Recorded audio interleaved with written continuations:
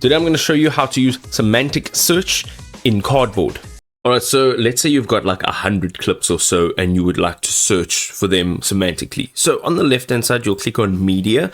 You'll open up all the media over here that is currently in this project, whether it is inside this timeline or not. Now, what you can do is click on search assets. So for example, if I type in food, it's going to search for my images or my videos that contain food.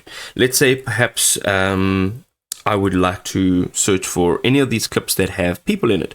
And also, if you click down over here, it tells you at what point in this clip that there is a person. So from 17 seconds to 27 seconds, and then from 19 to 27, that's obviously a duplicate. You can also go ahead and say buildings. So if you're typing in building, you'll see that it'll bring up the same search results. Okay, so here basically you'll be able to search for whatever it is that you'd like within your media or within your assets within this project. And this is nice if you've got a lot of media. If you're looking for something particular, it'll be able to find it for you.